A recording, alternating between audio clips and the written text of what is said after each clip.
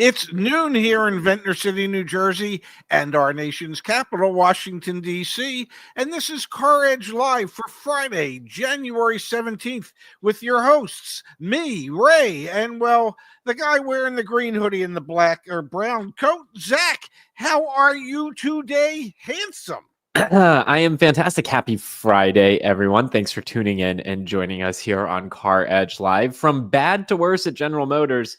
My, oh my, what a rough Friday of news headlines over at GM. We're going to turn our attention there in just a moment. We do have a sponsor for today's show, our friends over at Delete Me. You can get 20% off Delete Me with the coupon code CarEdge. We're going to be talking about them in a little bit. And, Dad, happy Friday to the CarEdge team. All sorts of incredible things being delivered today by our team back at CarEdge.com. The number one most important thing, Dad, yes. Raybot, version 1 of Raybot, folks. If you log into your CarEdge account, I'm at my.caredge.com. There he is, folks. There he is. Come on. What do you want to ask CarEdge Raybot? What do you want to ask him? Is Ray full of poop? Come on. Give me a car question, please. Okay. How many miles per gallon on average does a Subaru Crosstrek get? The Subaru Crosstrek get. So, folks, if you can go to my.caredge.com and test out Raybot, there you go. The 2021 Subaru Crosstrek Premium gets 22, 29, 25 combined MPG. The 2022 gets 27, 34, 29. And it links back to where I guess we evidently have that information. I don't know why it went to the 2021, but it did. Again, we will continue to work on and train this thing. But you can ask it pretty much anything, Dad. You want to give it one more question. And again, want to ask people, leave feedback, share feedback with us as you use it. What's a good question to ask? I don't know. What's a good question, honey? Come on, Pops. You're asking your sentient other being. Let's go. Why should I consider a Mazda versus a Subaru? A Mazda versus a Subaru. It's going to be so cool to see what people use this for. The website provides a comparison of depreciation for Mazda and Subaru models. The website also provides information on car buying, leasing, and financing.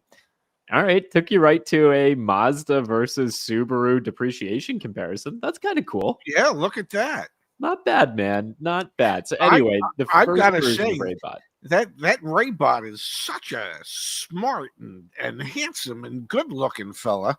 I only wish, the guy he's patterned after that fit the same descriptions. Yes, I hear you loud and clear. We are adding a little last moment of CarEdge talk, and then we're going to go to the big story. We're going to add a little thumbs up icon, thumbs down icon, so you can share feedback with us as well. But again, someone says, ask when it will be over. No, you can ask when it will be over. This is the first ever version of CarEdge. Raybot, check it out again, my.caredge.com. We're going to start here, Dad, a NHTSA preliminary probe into more than 870,000 General Motors vehicles for engine failures. This is one of two big stories this morning over at GM that are not good. What's going on here, Pops? There's just this minor issue that while you're driving, the vehicle could become unpowered. It's like saying somebody is unalive. It can become unpowered, and when that happens on a highway at 65 or 70 miles an hour, and suddenly you become unpowered, but everybody else still is. Well, then that lends itself to the possibility, a greater possibility or probability of an accident.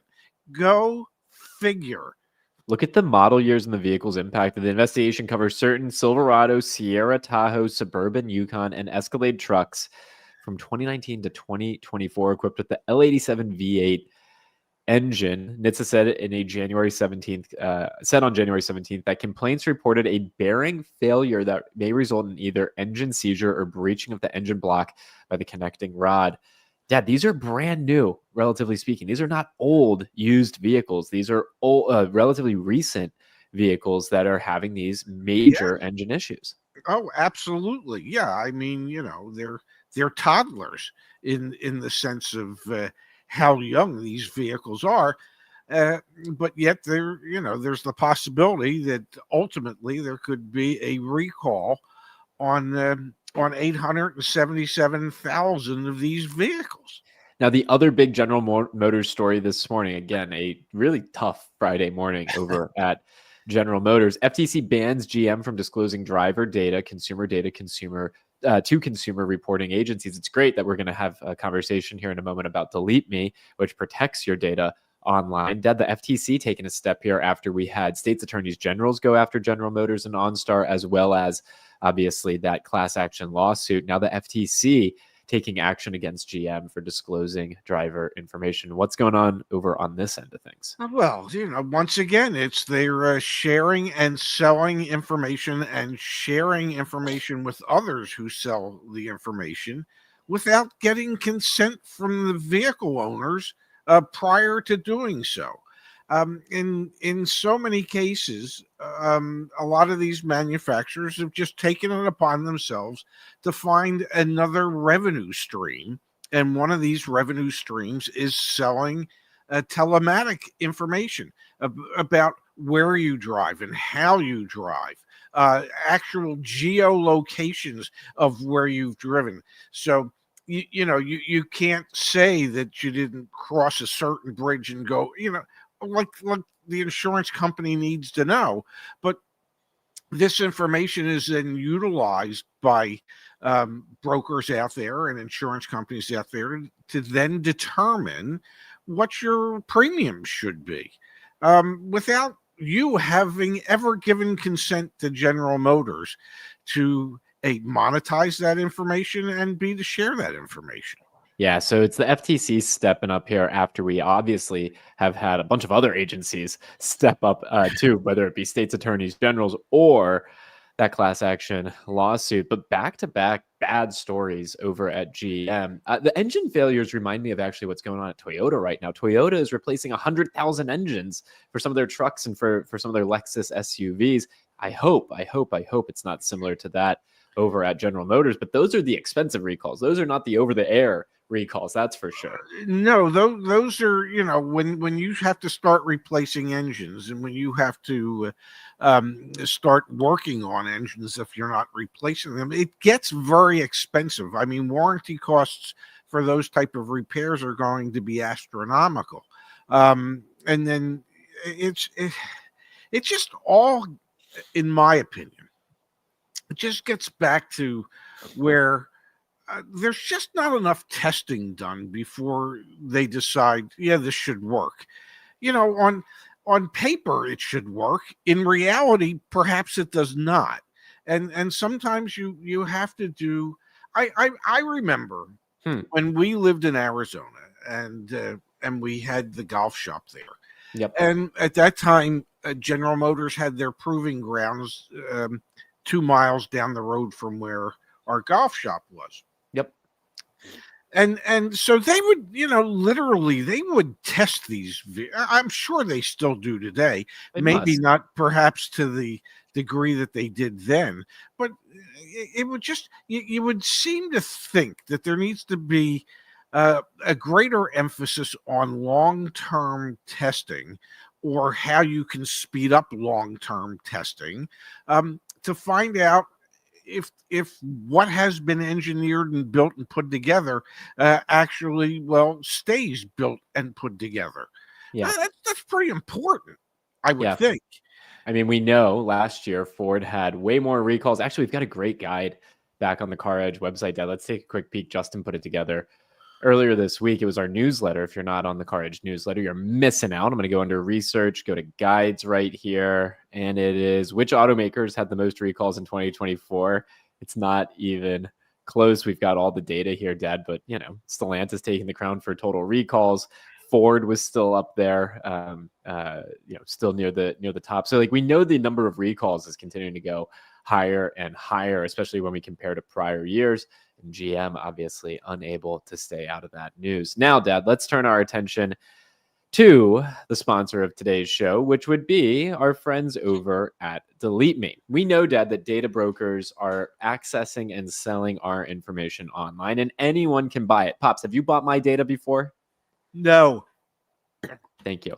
Things like your phone number, social security number, home address are sold online, and so much more.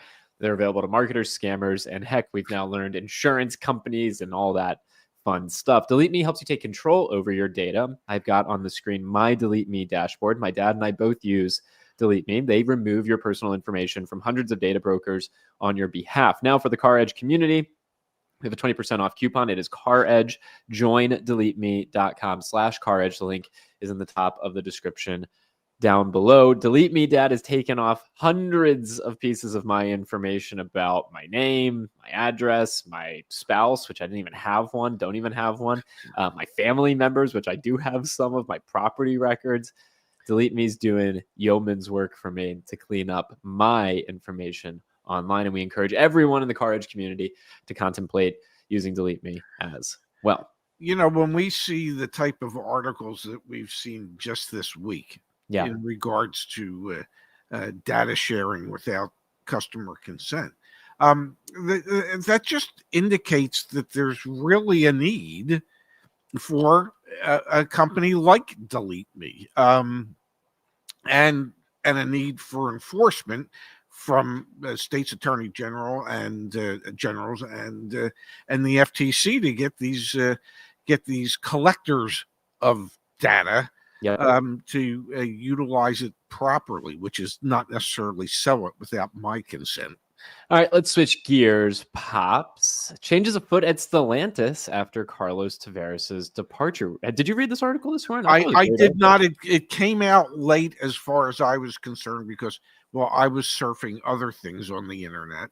11:23 a.m., folks, a little too late. But Dad, it's all about how Stellantis is moving quickly to really reverse things from previous CEO Carlos Tavares. The new CEO, or Ram CEO Tim Kuniskis, is making a lot of big changes over at Stellantis, bringing back a lot of folks that were previously let go, and obviously delaying things like the EV launch. It seems like big changes are afoot over at Stellantis, which is good news when the brand has been struggling as much as they have.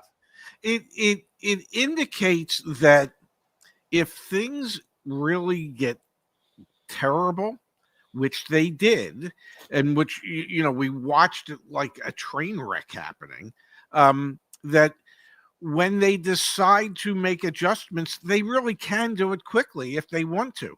Carlos Tavares resigned his position on December 1st.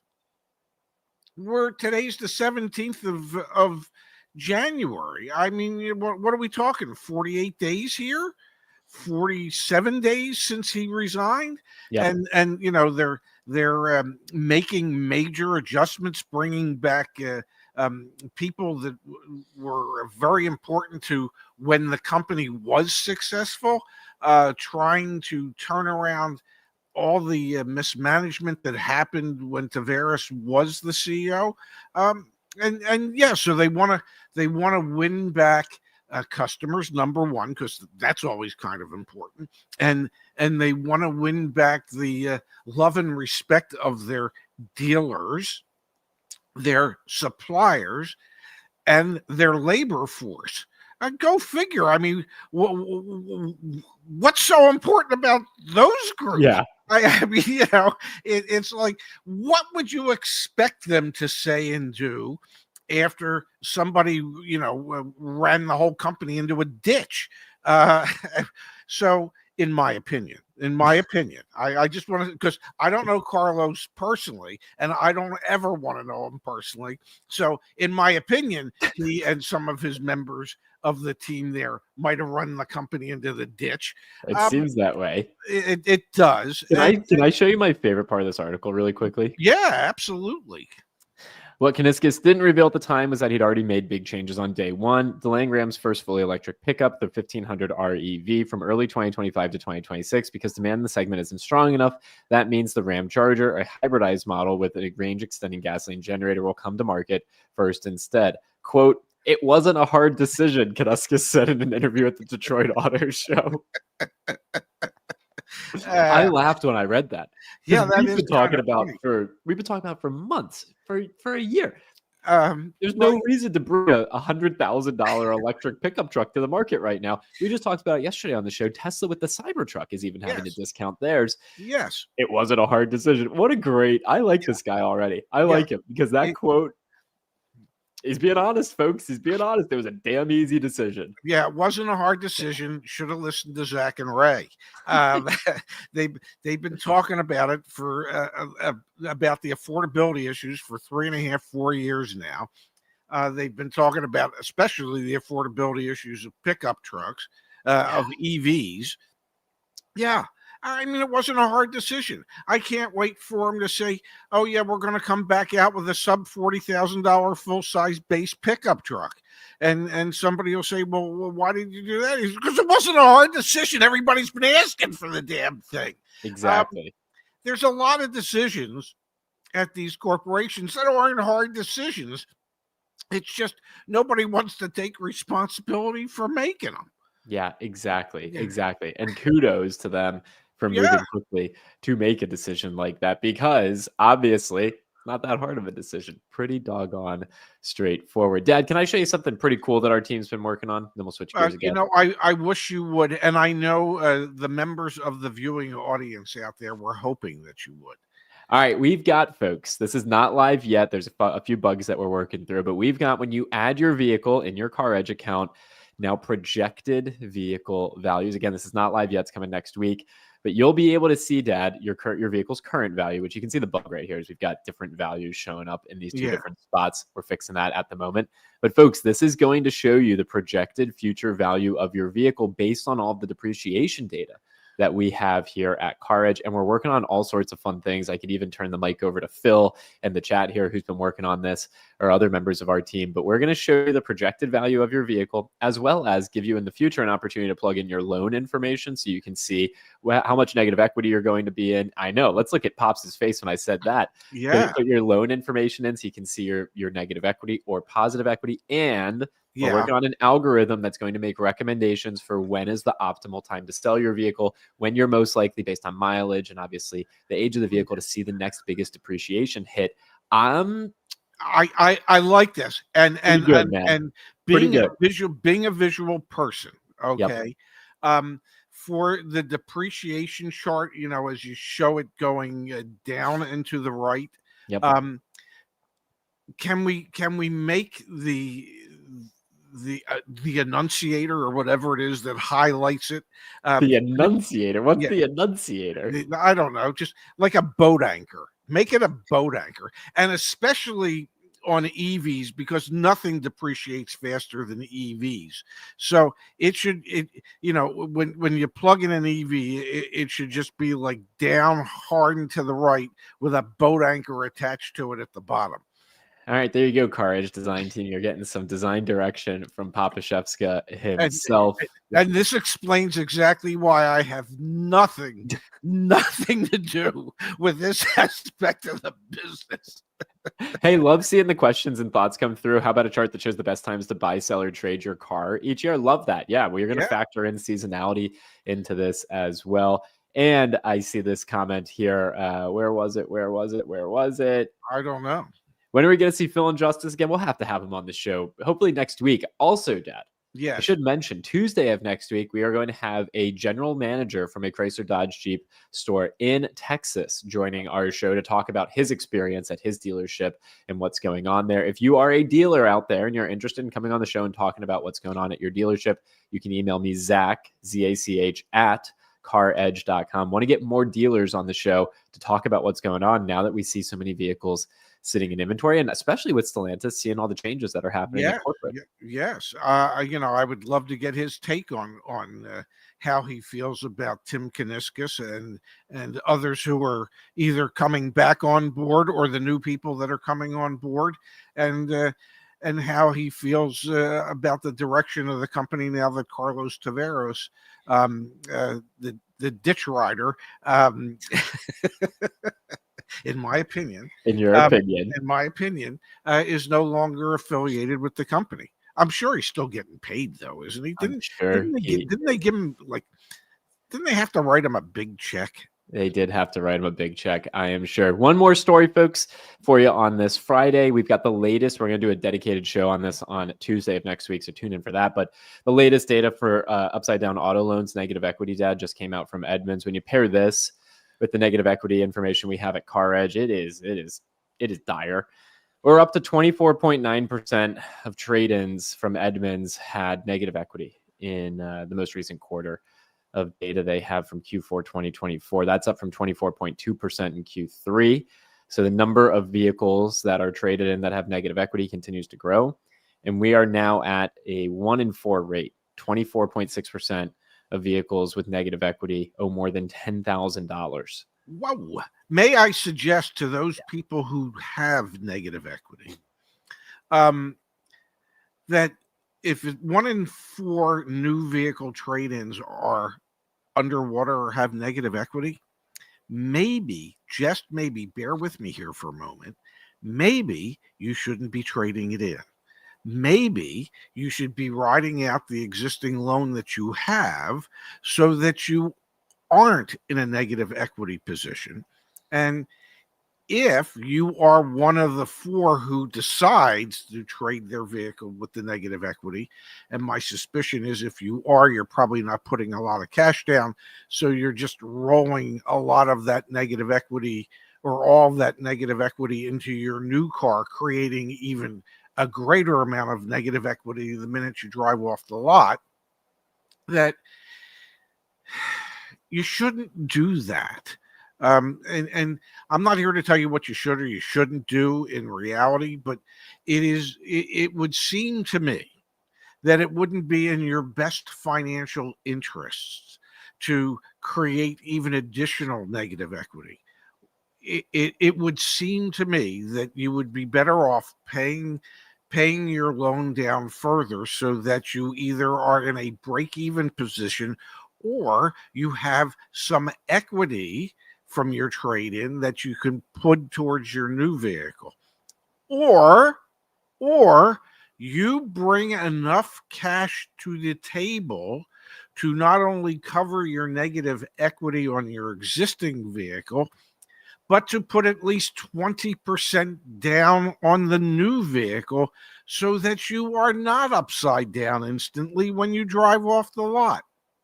At some point, it seems to me, many of us have to make better financial decisions about the vehicles that we drive and how often we want to trade them in. So that's just my little. I mean, Dad, that's why we're building the vehicle projected value tool. And you're like I said, you're going to be able to enter in your loan information. I think this is a game changer for bringing awareness to the negative equity crisis, and quite frankly, will help people understand the time horizon for when they should contemplate selling their vehicle, because it might be really far out on this chart. We might need the projection to go out like more than a year. We might need to go out a couple years to really help paint the picture of when you'll be in an equity position again, because, and we're, like I said, this is the leading story on Tuesday. So, folks, when you see Edmund shocks the auto industry on Tuesday, because y'all know me by now, you know what we're going to talk about. It's going to be a whole show about negative equity. And hopefully by then we'll have access to that vehicle projected value from CarEdge. I mean, Dad, 1 out of every 4 trade-ins, and of those 1 out of every 4 trade-ins, a quarter, 1 out of 4, are $10,000 or more in negative equity. That foots with the CarEdge data that we have on negative equity as well. We don't look at just trade-ins at CarEdge when we do our negative equity report. We look at just all vehicles. We've got 39% of folks saying they're underwater. So not even people just going to sell a vehicle. And I'll pull up on the screen. We break it down by manufacturer as well. Mm-hmm. Like you said, EVs. There's that Tesla average negative equity is $7,500. So it's really scary stuff that's going on over there. And again, it's what's helped us prioritize this work for vehicle projected value and integrating in, your loan amount into that as well. My hope would be that when people utilize that, they would say to themselves, as much as I might like to get a new car right now, I can see that it doesn't make sense. Because in many cases, the people that go in that have negative equity, they assume they don't. They think either they have equity or they're at a break-even point, and and in many cases, they're shocked to find out that they're neither. That Yeah. that they owe way more than what the vehicle's worth. So perhaps We're going to break that down.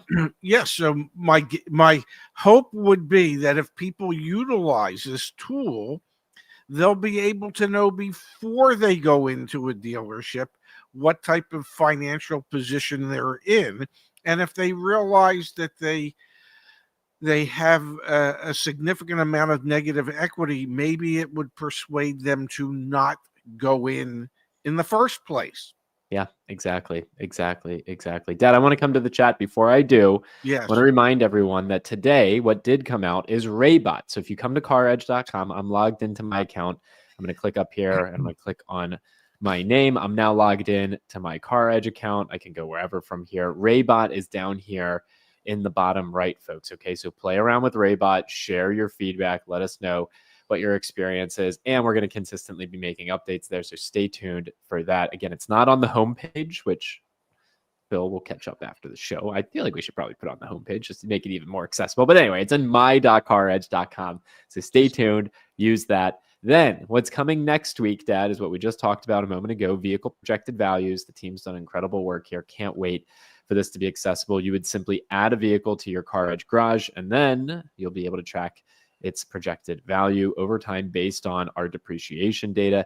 And I should mention, Dad, also, it's live right now. You can use it. It's like the loading time is a little slow. If you're searching for any newer used Toyotas on the CarEdge car search, there's some restrictions here to model year. But if you're searching for, in this case, a 2023 Toyota Sequoia Capstone four-wheel drive, Windows sticker, Dad, if you click on Windows sticker, Yeah.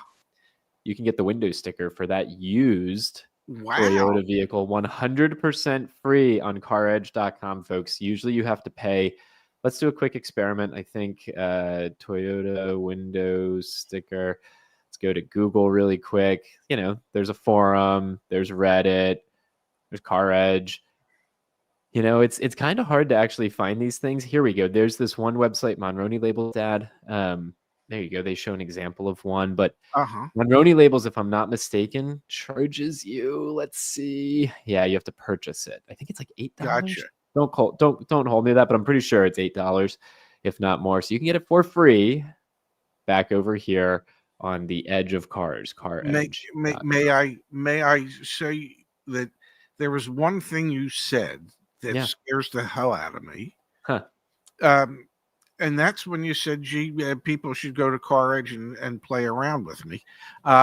You know, go play with Ray. I don't want people playing with Ray. Stop it now. You know, it could be a very rough afternoon. Just saying. Maybe I'll get a haircut instead. From Tyrone, thank you, Tyrone, for allowing us to switch gears gracefully from Play with Ray to your kind contribution. Wanted to say thanks. I studied y'all's videos for a year and went to Toyota back in December and left with a new 2025 Camry SE. They wanted $38,000, but sold at MSRP out the door, despite not being able to keep them on the lot. How did I do? Sounds like a great deal. Yes, also, sounds like if you got it for out the door at MSRP, you did well. Also, you know exactly where I'm going, Dad. I'm going to Verified Deals. Under research, we have see what others paid. And this was what was it? It was a 2025 Toyota Camry? Yeah, Camry SE. Have we done any SCs? I mean, there you go. The discount was $1,000. $1,000. So yeah, it sounds like if you got if your out the door was at the original MSRP, Tyrone, you did great. You did really, really good. Yes. Congratulations to Tyrone. On a day like today, I know I'm promoting a bunch of CarEdge tools, but these are all free things. And holy cow, is this useful? This is so useful. Like, I remember when the team built this page, the Verified Deals page. Like, this is such an incredibly useful tool. You can see exactly what deals are actually happening. It's so freaking useful. And that page free. It cost you nothing to be able to see that page? Free. How do we stay in business? Dad, I'm so impressed because I remember how much work it took for the team to build that page. And now we're building so much on top of it. From Baron, thank you, Baron. Germany requires proof of insurance to buy a car. If your insurance cancels, they come to your house and take the registration stamps off the plate, making it obvious. Wow. Wow. Whoa. Well, Interesting tidbit. most people in America who drive a car and finance it, their bank requires that they keep insurance on it. And here's the real key: if the bank finds out that you dropped insurance and you're not carrying insurance, they can go out and insure it themselves and charge you for it. Oh, and may I say one thing? They Huh. don't shop around to get the best rate. They don't care what the rate is, Yeah. because they're going to charge you whatever it is. Yeah, exactly. Dad, I want to pull this up from Pontiac. If Raybot was on the homepage, you could ask him about depreciation on a vehicle and it would take you to that page. Yeah, okay. We'll wrap the show here. It's an incredible day. We released so much. It was overnight, Dad. Our team, the Coditude team that we work with, they released overnight. So I woke up this morning. It was like Christmas Day. It was incredible. But yeah, let's add Raybot to our homepage and stay tuned, folks. There's so many good things coming next week. We'll be off on Monday celebrating the holiday. So we'll be back on Tuesday. Monday's also the presidential inauguration. I drove through DC today, Dad, because I was meeting with my coach on the other side of the city. Yeah. It is wild, man. There are fences everywhere. I was on a video call with the team driving back to the office. I drove through the National Mall, lost all service and reception. They're jamming cell phone reception in the National Mall. It was surreal. Like, it is wild, man. I'm actually very interested to see what the city's like on inauguration day. I think I've never been to a presidential inauguration, and I think I'll go for a walk that day and take it all in. It's gonna be pretty damn cool. Yeah, and plus it's going to be pretty damn cold. So bundle up, buddy. Big time. I still see tools behind you. You want to give a quick update on your HVAC situation? Yeah, all ears. Well, I don't know. I haven't seen anybody yesterday or today, so I don't know. Apparently, I'm supposed to finish the sheetrock, and I'm supposed to tape and spackle. I'm assuming. I didn't realize when I signed up for this that part of it was a do-it-yourself, but apparently it is. So, yeah, I don't know. This was like I was told is a 3 to 4 day job. Okay, so they started last week, but they couldn't start on Monday because it snowed here, and so I get it. So they started on Tuesday, and Tuesday's a bad day for me because we do this show, and then I had that other show with Brandon, and so they couldn't work the whole day, but they worked Tuesday and Wednesday. They didn't show up on Thursday, and they worked Friday, so that was 3 days. This week they worked Monday, Tuesday, and Wednesday, so we're up to 6 days. It's not done. Let's assume that they come back Monday. But it's a holiday, so they might not. But let's just assume for a minute that maybe they do. That would be the 7th day that they would be here working on what was supposed to be a 3 to 4 day job. So I have no idea. But I do have heat, but the place looks like hell. Michael says, looks like Zach is going to the Jersey Shore to help Dad. I'm not handy. That should be very obvious to y'all. I'm not handy in the slightest. All right, folks. Congratulations to the team. Thank you, JP. Yeah. Phil just let me know that you added the thumbs up icon for feedback back on Raybot. So, Dad, you got an upgrade while you were just talking there. It's pretty incredible. I sort of felt it. Yeah, I didn't want to say anything, but I saw it. I saw it on your face. How does it make you feel, Dad? Sorry, show's over, folks. You can leave. My dad and I are just going to catch up. How does it make you feel to know it took 5 years, but we built a thing called Raybot? Like, how do you feel? Are you concerned? Are you excited? Where are you at? Am I? I'm such a public person that at this point, I don't know that I'm concerned. I'm shocked that we felt that there was a need for a Raybot. But it sort of kind of makes sense. It makes accessing all our information a lot easier because you can just ask a question and it finds it for you. Yes, because we have no way of organizing it all. It's been 5 years, folks. If I could have made it easier by now, I would have. That's not my jam. I'm not good at it, evidently. I'm just reminded of the late 1800s when There was there was horse poop everywhere. So, wherever you went, there was horse poop, and it's kind of like Raybot and me. I mean, my face is everywhere. It's like horse poop. It's Yeah. we open up the internet. There's my ugly mug, and now there's a Raybot. And thankfully, it has artificial intelligence because it means it has more intelligence than I do. And so there's something for people to connect with. I mean, David's saying, how do you know the data is correct? What we did, David, is we have hundreds of thousands of pages on our website, which is kind of crazy to think. Hundreds of thousands of pages on our website. We trained a model on just that data, and then we make it accessible. So it should be referencing only CarEdge related data and things. And you can think about future extensions of this, Dad, where it's like all the verified deals that people have contributed to us. We get to feed Raybot with that. So then when someone asks us, well, what's the most common question we get asked? Is this a fair price on this? Is this a good deal? What do you think we're training Raybot on?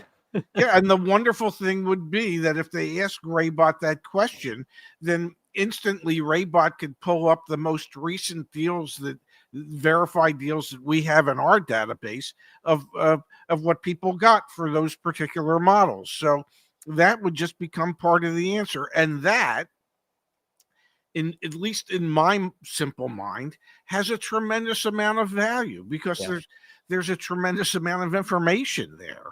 That exactly. Normally would have taken a lot of time to find. So I mean, most people, including myself, give up when it's hard to find information. So making it more accessible, it's pretty cool, man. I'm very, very, very impressed with what our team's been able to do. It's and awesome. I know everybody out there just thinks we're like YouTubers and that's it.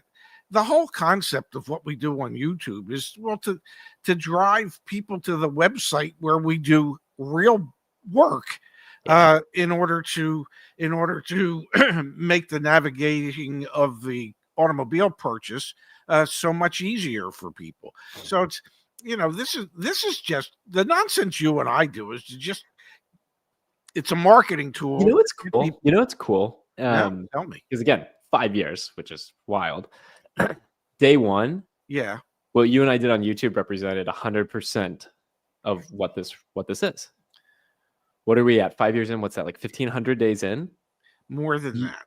YouTube represents, what do you think? 20% of what we do? 10% of what we do? 5% of what we do? Maybe 10%. Maybe 10%. Like we totally flipped it because my passion project here was bring data to the masses. I mean, don't get me wrong, absolutely love that you and I get to do this, Dad. How freaking cool is it? Every Monday through Friday for the past couple of years, you and I get to do it. It's so cool. It's so cool. Is that sustainable? I don't know. Eventually, you're not going to want to do this. Eventually, I'm not going to want to do this. It hasn't happened yet. I don't feel that way. You know what? It's going to sustain itself. All the information we provide people with, all the tools that we build. That's lasting. That's powerful. So, yeah. And Dad, last month, 1 million people came to CarEdge.com. Man, we should have charged them $1 a piece.